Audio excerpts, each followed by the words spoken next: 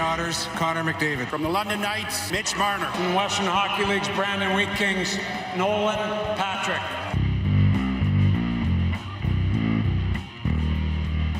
This is Tracking the Draft with Craig Button. He checks an enormous amount of boxes. Nobody in this draft did more with less. I absolutely love him. It's not his skills that anybody's concerned about. It's that playing attitude. And quite frankly, it's really poor. Speeding towards the future of the NHL. From the U.S. Development Program, Jacob Truba. From Färjestad of the Swedish Elite League, Jonas Brodin. From the Boston U Terriers, Brady Tkachuk. He could play in the NHL next year. He's one of those guys. Here's your host, Dean Millard.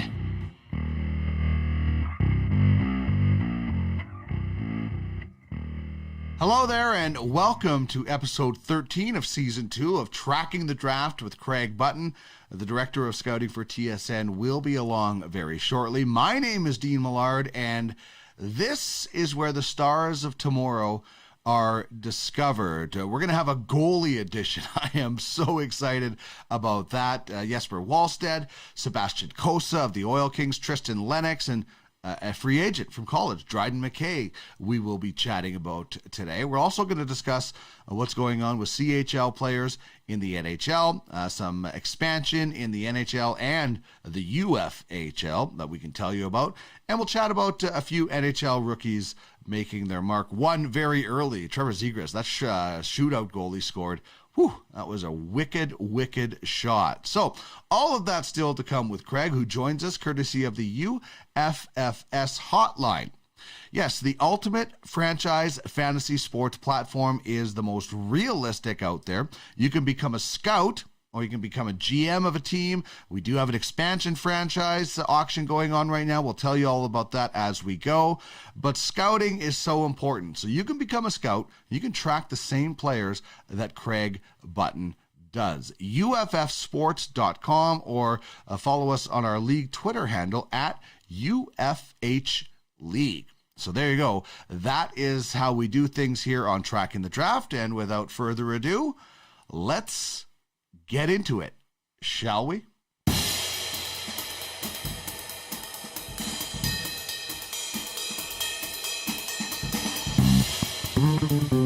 Here he is, the director of scouting for TSN, former GM of the Calgary Flames, and a Stanley Cup champion with the Dallas Stars.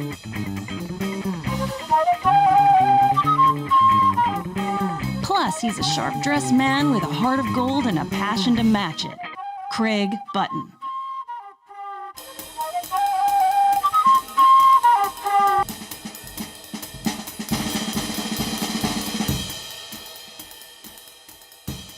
Okay, Craig, an exciting day here on Tracking the Draft. I'm very excited because it's kind of the goalie edition. Like, this is like how you get excited when we do the Michigan edition. For me, this is my Michigan because we're talking about goalies, and certainly some talented goalies in this year's draft as well. Absolutely, there are. And we're going to talk about three of them, and plus a college free agent that, in my view, is the best college free agent available. And that's not surprising. A little bit older goaltender, has been able to hone his techniques and his technique and his skills and, perform exceptionally well. So we talk about all the time the importance of goaltending. So if you don't draft them, you're always going to be looking to find them either in a trade or whatnot. So there's some good ones in this draft. Indeed. And let's start with a guy who high-level scouting, which of course you do such a great job with us. We grabbed him in the entry auction, and that's Jesper Wallstedt, a goaltender who plays for Luleå in the SHL, and we paid big bucks for him in that auction because I really believe in this guy, and for him to pay off in that scenario, he has to go as high as Askarov or higher. Is that a realistic possibility when you look back at last year's draft? And I think he went 11th. Yeah. Yaroslav Askarov went 11th. The year before, Spencer Knight went 13th. And I think Jesper Wallstedt is in the same category of goaltender and goaltending potential. He's got all the requisite skills. the mobility, the lateral quickness, moving in and around the net, the quickness in his arms and his legs to make the saves. He's got excellent sense with respect to reading the play and understanding where the challenges are going to come from. And, you not only have to be quick in your movements, you got to be quick in your mind. And Jesper has a quick mind, and he's very capable of processing very quickly where he has to get to close down the net and to ensure that the player that's trying to shoot the puck and get it into the net has less net to look at rather than more. And you do that by not only reading the overall play, you also do it by anticipating. You also understand who's dangerous, who's not dangerous. So when we talk about goaltender IQ, Jesper Wallstedt's IQ as a goaltender is outstanding. And, one of the things that I've always really admired about him, and at times you don't see this with younger goaltenders, he's got a real calmness to his game. He's got a real, what I call a quiet.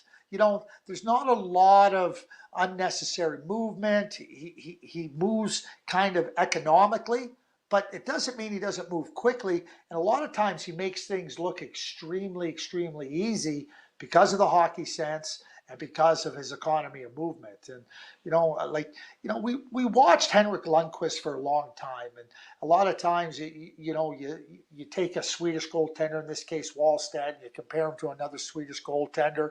But I really believe that the way that Henrik played the position, he understood, angles, and he understood where he had to be. And a lot of times you looked at Henrik, he said, he plays a little bit deeper.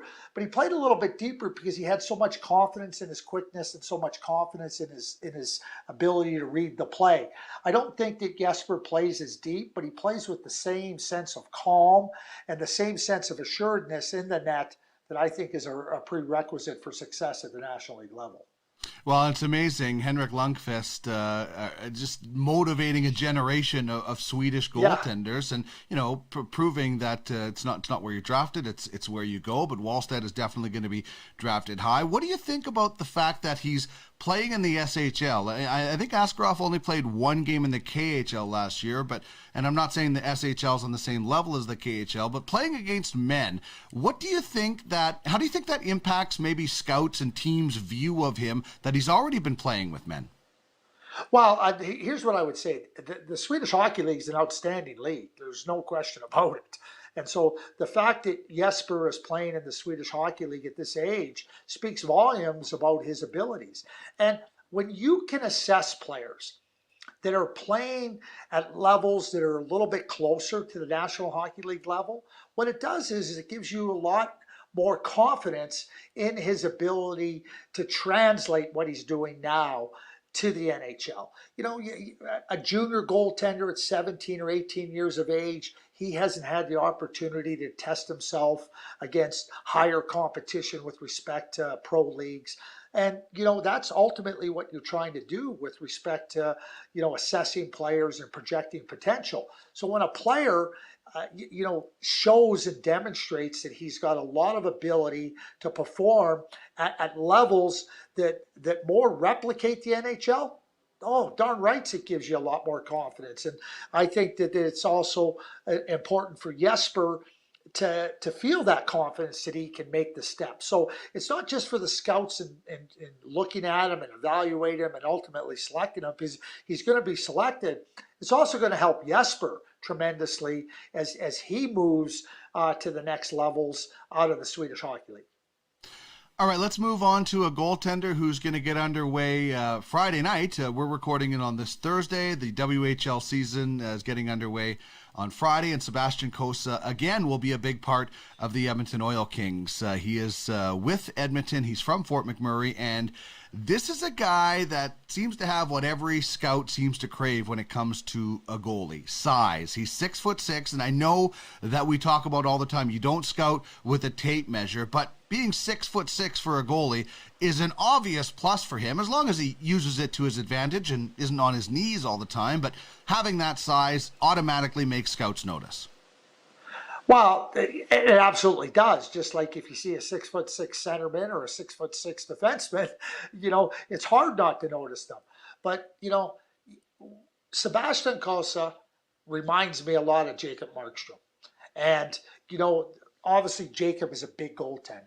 And, it took Jacob some time to really find that level of technical expertise to perform at very well at the National League level. But there's no question that he's found that. I think Sebastian has a similar skill set. As you point out, it's not just about being tall, because if it was just about being tall, I'd go get a 7-foot guy as opposed to a 6'6" guy. But Sebastian moves. And as he physically develops, he's going to develop more strength and power in his legs. And as you develop more of that, you're going to be able to use your size to even greater advantage. And one of the things is when you watch Sebastian play, he doesn't break down his positioning when he moves. Part of that is coordination. He's a young player, and you have to expect that somebody 18 at that size is going to find the coordination, a little better coordination at 20 and better at 22. But also when I watch Sebastian is, like as a goaltender, there's a certain amount of a base of technical skill that you need to have so that you can develop that, and as he develops the other parts of his game. I think he has that. I think he reads the game well. I think he competes well. I think his skill level is really good. And I think that as a goaltending development group and an NHL team's development group starts working with him, I think he's got terrific potential. And, Jacob Markstrom over the last couple of seasons has been one of the best goaltenders in the National Hockey League. So when I compare Sebastian Cossa to Jacob Markstrom, I think he's got that kind of potential to be that kind of goalie. Yeah, and you were seeing some of the kind of the warts maybe that Markstrom covered up in Vancouver. Now, with Sebastian of the Oil Kings, I've seen him as ranked as high as in the first round, early second round, mid-second round.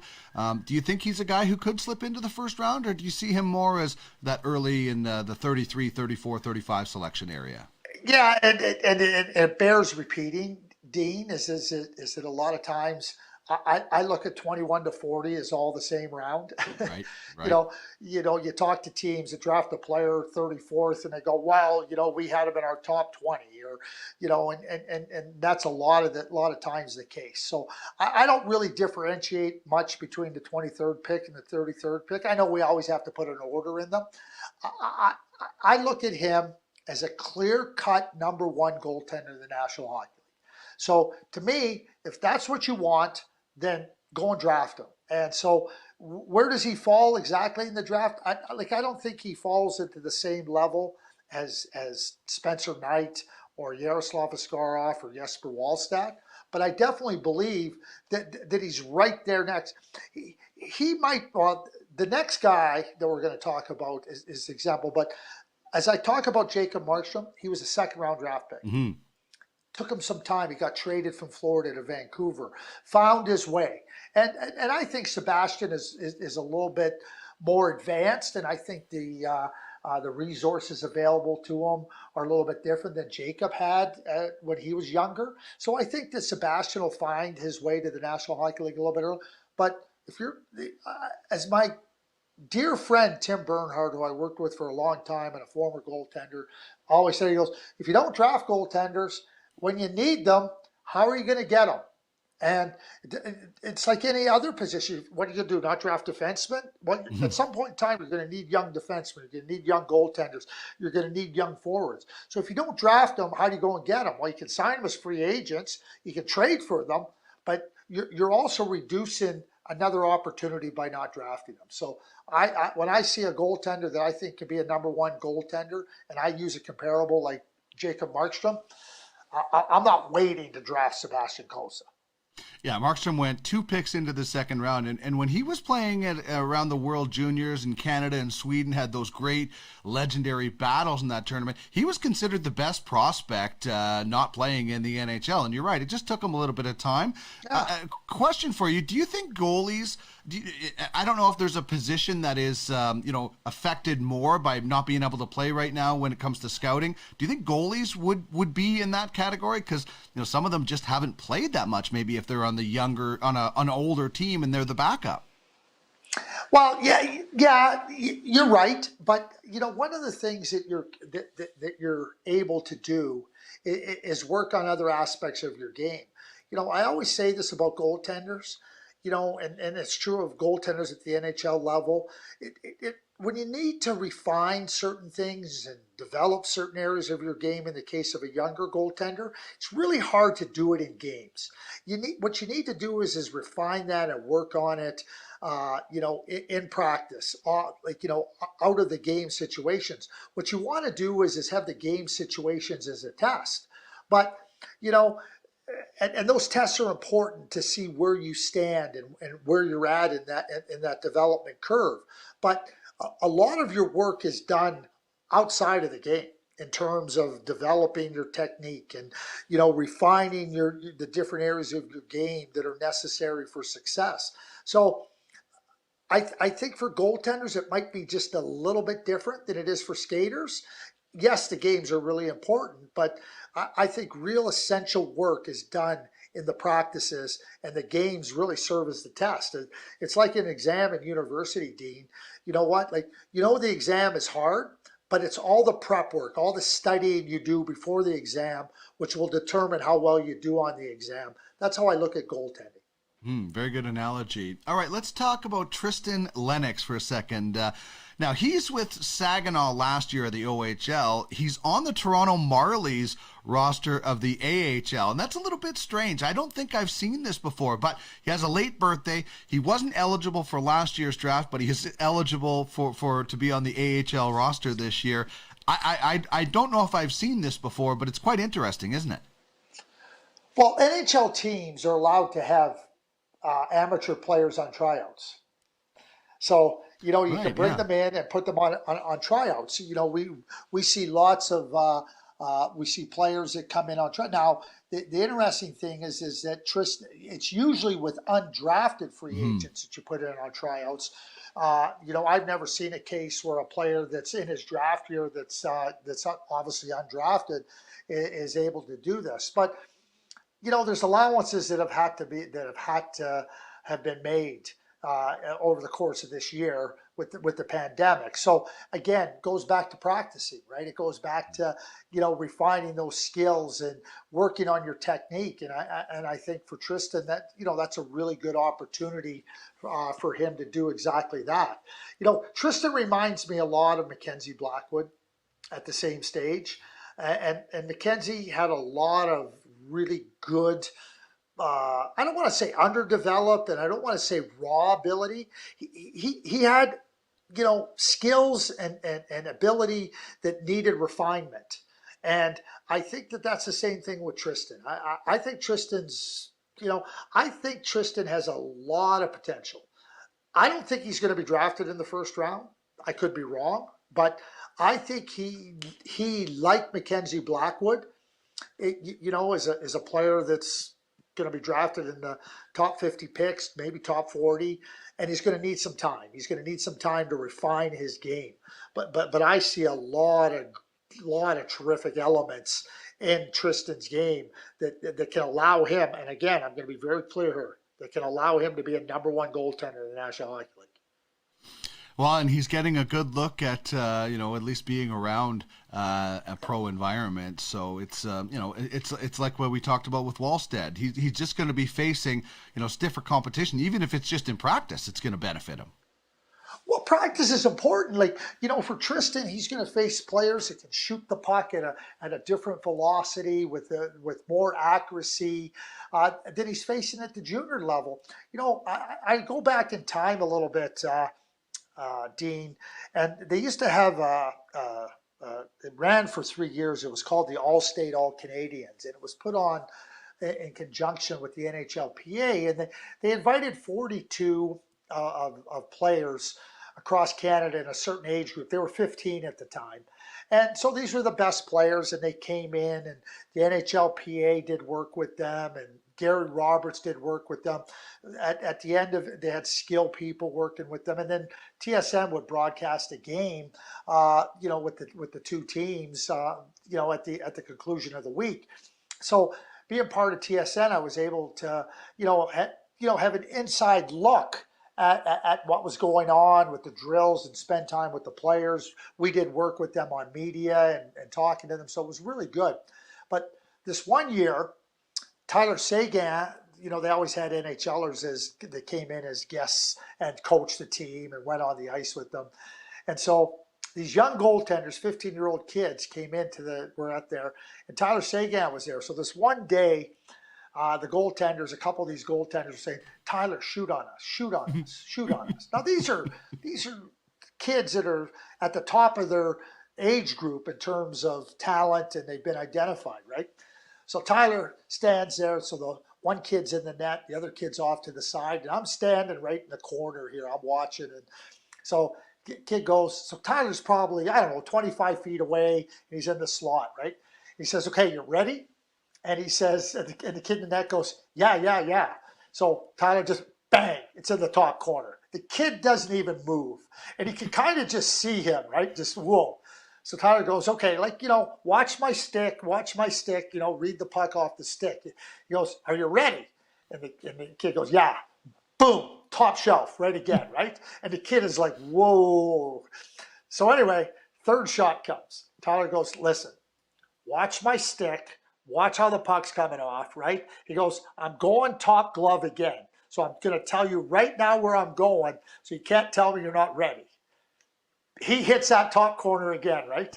So now the other kid comes sliding across into the net, and the other kid skates past him. He goes, "Oh my God," he goes, "that is unbelievable." So it's a description of what you find out.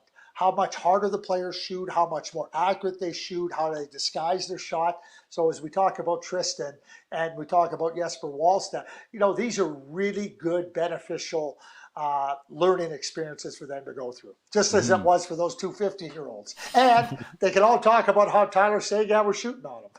What an experience of a lifetime. Well, one guy who's he is facing older shooters because he's playing college hockey, and that's Dryden McKay. We're going to talk about a free agent that'll be garnering a ton of attention. He's with Minnesota State in the WCHA, and this is the opposite of Sebastian Cossa we talked about. He's just 5'11", but he's a college free agent who's older, and he's leading the Mavericks. They're perfect in the WCHA play. It's just unbelievable the season they're having. So at 7 inches shorter than Cossa, how does he get it done? Maybe differently or similar, which proves that you don't have to be 6'6" to play the position anymore. Well, so there's two things I would say here, right? So you have your size and you have your stature, and it is what it is. So how are you going to use that stature to the greatest effectiveness, right? I just talked to you about a 6'6" goaltender. If you open up and you have holes, it doesn't matter how tall you are.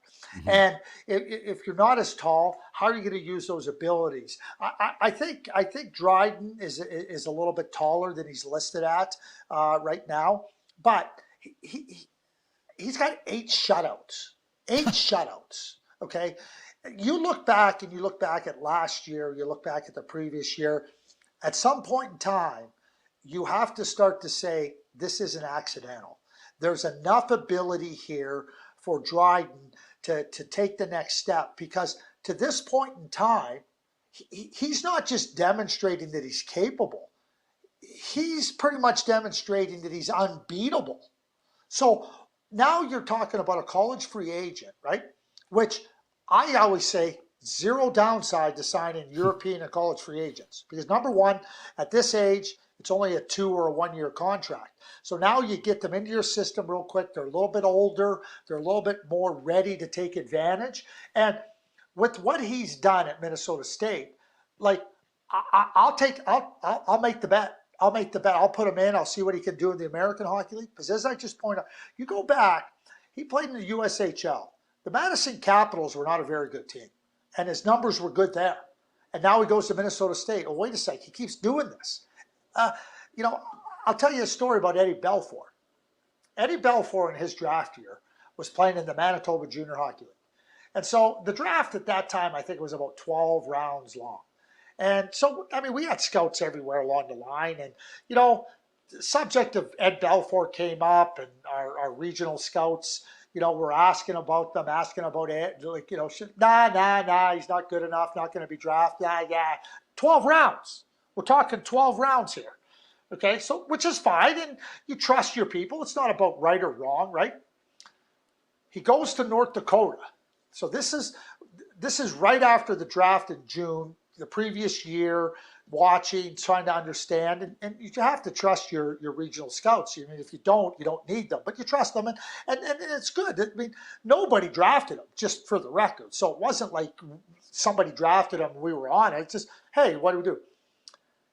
Draft is in June. The next season starts at North Dakota. And I'm telling you, it's about the end of October. And we got regional scouts. Oh, you better sign this Eddie Belfour. He looks like the real deal. We're laughing. We're going like, we could have dropped. But, hindsight is always great, D. And sometimes we look back on it in the shoulda, coulda, woulda. But at the same time, the recognition came that he was good. And all the teams, no team drafted him, and we all know that Eddie Belfour is a Hall of Famer and one of the top goaltenders of his era in the NHL. So what I'm saying is Dryden McKay might only be 6 foot. He might be 5'11 and a half. He might be 6 foot and a half, right? All I know is, as a college free agent, based on what he has done, I don't see a better college free agent to sign right now than Dryden McKay. Well, it's amazing. He has 8 shutouts this year. He had 10 last year. He has 22 shutouts, and his sophomore the junior season isn't even over yet. It's just incredible. And I guess I wonder when you're signing a guy. A lot of times we've seen these college free agents go from college right to the NHL. Do you think he could use some time in the AHL? Do you think he could step in and possibly be a 1B with the team, or maybe even a 1A? I'm not sure. What are your thoughts on that? No, I think he needs to go and play in the American Hockey League. And, again, we talk about testing yourself out against the next competition. And the reason that I think it's important for him is that as he's progressed, USHL, college, so he's clearly demonstrated that he's capable. Why have him skip a step?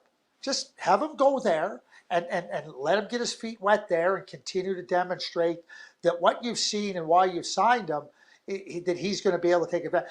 I want to set up a goaltender for success. And I want to set up everybody for success for that matter, not just a goaltender. But, why skip a step? Like, he hasn't skipped a step along the way, and he continues to have these successes. Why do you want to now jump the queue, so to speak, and risk him having the best success he can be? I know there's no guarantees. I just know that watching him play, that I'm making a bet on him. Okay, so speaking of the American Hockey League, the CHL gets started. Well, the WHL in the Alberta division is going to start on Friday. I know you didn't like my special exemption idea from the CHL to the AHL, but what are your thoughts on CHLers right now in the AHL going back to their CHL clubs for this season? Yeah, and the reason I don't like the exemption idea, there's going to be 32 players that are going to be taken out of the CHL. Right. And, and I think that ultimately hurts development and puts a real stressor on development all the way through the system. And, I'm a big believer for the most part that if you're not ready to play in the NHL, the American Hockey League can be incredibly, incredibly demanding in different ways. I'm not suggesting that certain players can't play at that level or haven't shown an aptitude, but all in all, on an overall philosophy, I don't think it's right. But that's mine, and I'm sure other people have good reasons why they would look at it differently. Now, as it relates, you have these young players that have been playing in the American Hockey League, and Seth Jarvis, Jamie Drysdale, Peyton Krebs. I mean, I'm just naming a few of them that have played pretty well. And, the American Hockey League is different this year. I know the American Hockey League is trending younger and everything that goes with it. But, they've been entrenched in an environment now of practice and playing and adapting to it and adjusting to that level. And in the case of the three players I just mentioned, doing very, very well. But we shouldn't be surprised. They're all first round draft picks, right? Why should we be surprised that any of those three players are doing well? I, in my own belief, in my own feelings, would just leave them there. I would just leave them there. Jamie Drysdale doesn't have to make that decision now. Seth Jarvis doesn't have to quarantine, as far as I know, coming back to Portland. Peyton Krebs has to quarantine for 14 days. He's losing 14 days of work that he's put in over a period of time that has helped him have success. And now you're going to put him at a much lower, not a much lower, you're going to put him at a lower level where the whole environment is different. It's the environment of the players he's playing with and against. For the most part, those players haven't played. What does that mean for Peyton Krebs, and what does that mean for his development? And I know we talk about it, we say it's a business and we know what the agreement is, but you're not selling tickets. You're not selling tickets. So, I think it's really important for the teams in the CHL, the junior A leagues, to get up and playing for the vast majority of other players so that they can get themselves playing, competing, training, so that they're ready for next season. I really do believe that that's what the focus has got to be, and that's why I would just let be what's been done and make sure that I focus in on the 99% of my other players that are coming back to play. Well, Craig joins us courtesy of the UFFS hotline. Scouting is a huge part of the platform and the lifeblood of franchises in the Ultimate Fantasy Hockey League. Any free agent goes through a scout. So if you want to get in the game where you own the game and start putting your scouting talent to good use, become an independent scout or form a partnership with an existing franchise. Reach out for more information at UFH League on Twitter. And that brings us to a pretty big event going on right now, not only in the NHL, but we already know who owns that franchise. We are auctioning off a 30-second franchise in the UFHL, just like the NHL. So you can go to @ExpansionUFHL on Twitter. Last time I checked, Craig, $2,550 was the bid, and it closes on Monday, March 1st at 6 p.m. Eastern. And this is going to be, as you know, this is probably going to be the last bit of expansion for the NHL in a long time, which means it's the last bit of expansion for us. I'm curious to get your thoughts. Do you see if you think Seattle is going to be able to make out as well as Vegas did, or do you think NHL teams maybe learned their lesson by giving up such good players? Well, when we look at expansion, and everybody's going to have an expectation that perhaps the Seattle Kraken should be as successful as the Vegas Golden Knights were coming into the league. But there's a number of very different scenarios and situations that Seattle's dealing with that Vegas didn't have to deal with. So what's one of them? You just touched on it. The NHL teams all have the benefit of having gone through that expansion, right? So, hopefully they learn from the errors of their ways, error or errors, depending on how many you made. But there was a number of teams that made, some significant mistakes. And the Vegas Golden Knights, jumped all over it and took full advantage, which is what you have to expect that the Seattle Kraken are going to try to do as well.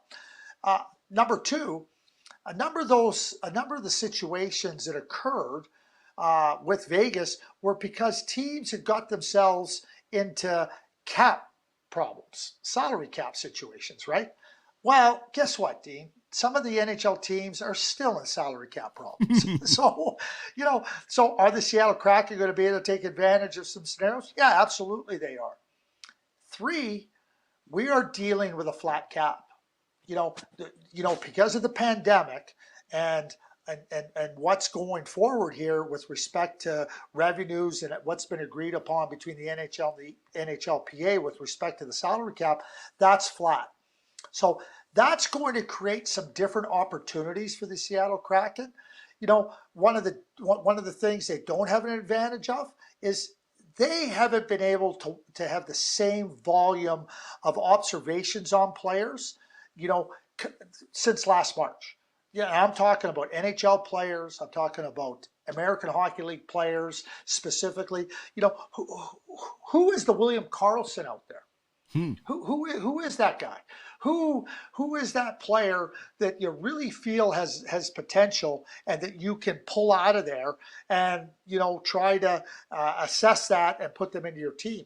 I think that's something that makes it a little bit more difficult for the Seattle Kraken.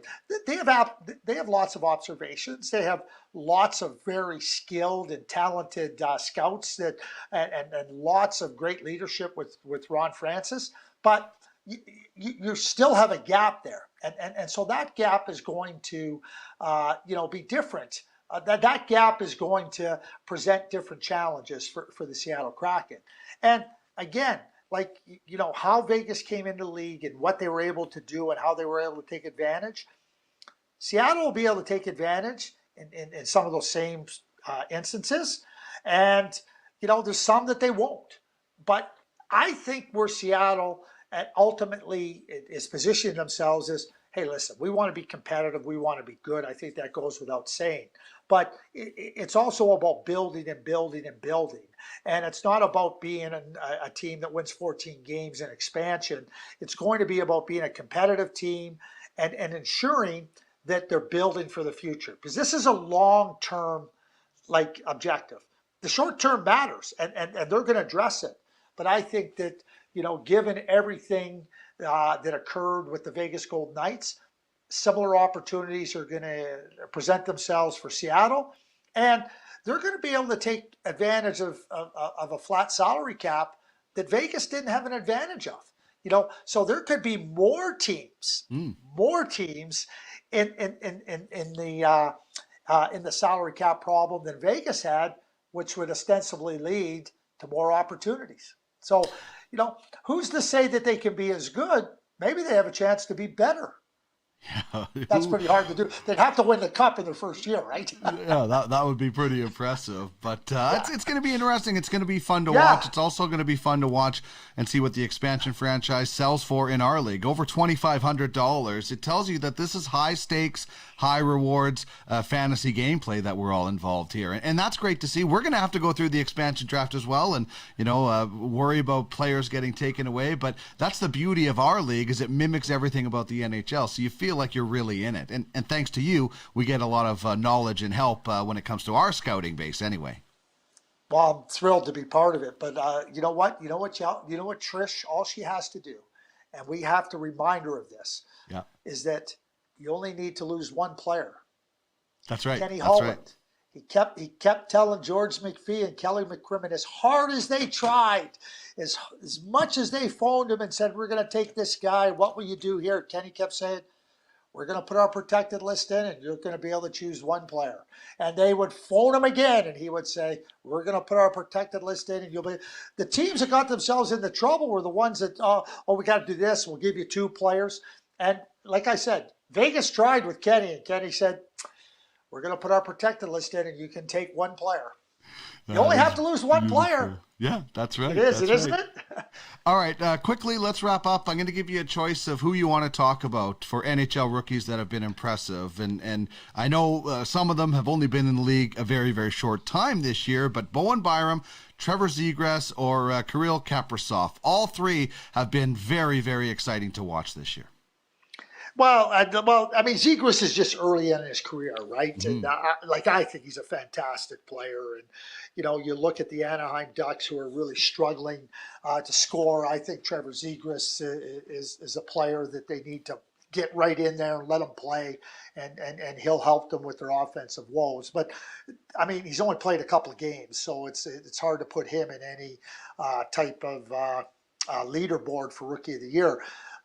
Kaprizov, I don't think there's any surprise that he's come over here and been a really good player.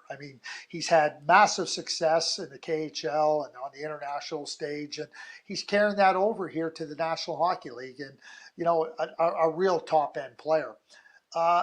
The other player I would say that you didn't mention is Ty Smith with the New Jersey Devils, who I think has had a really, really good start to his NHL career. I like, the poise, the intelligence, the puck play that he gives to a team has been significant for the New Jersey Devils. And so I think that he has been, amongst the best rookies in the league this year, and certainly somebody that deserves every consideration at the top end of the rookie,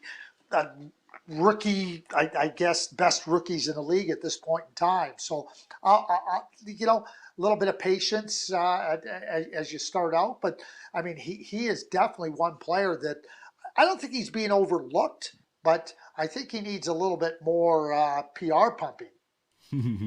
Indeed, it's an interesting year with playing everybody in their own divisions. I just can't wait to get to the playoffs when teams can face off against other teams, and we'll see some of these young players hopefully making an impact. Thank you so much as always, Craig, and we'll chat next week as we continue to track the 2021 draft.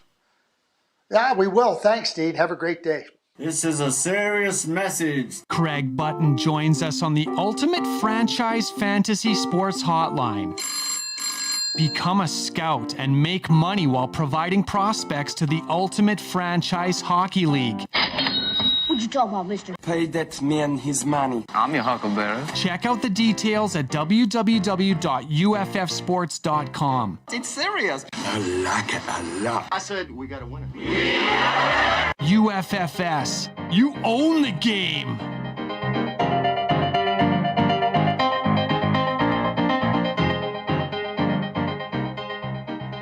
So much fun when I get to chat with Craig Button and his passion and his knowledge. And throughout the year, we do something called Craig's Council. We'll do a full show. We'll get scouting tips and story time with Craig. And then we'll do that at the end of the year to wrap it up as well. So if you have a question, email it. trackingthedraft@gmail.com, and we will add it to the list of topics that have already received it. This is going to be really good for those on the scouting platform in the UFFS, whether you're scouting for the UFHL or maybe you're doing some AHL scouting in the UFAHL. These tips and stories and just different things, they'll benefit you. Or if you want to get into scouting, if you have a specific question, email us, trackingthedraft@gmail.com. And we are really excited about the launch of the Ultimate Fantasy Sports Network. UFSN is on the air. We're going to have lots of different programming. We are looking for those. If you want to join us, email us at ufsn@uffsports.com.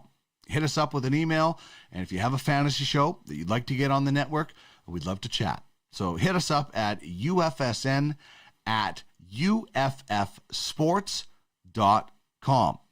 All right, that is going to wrap things up for us on this program. I hope you enjoyed it. If you did, please subscribe, please like it, and hit that bell on YouTube, and you'll get a notice every time we put a show up.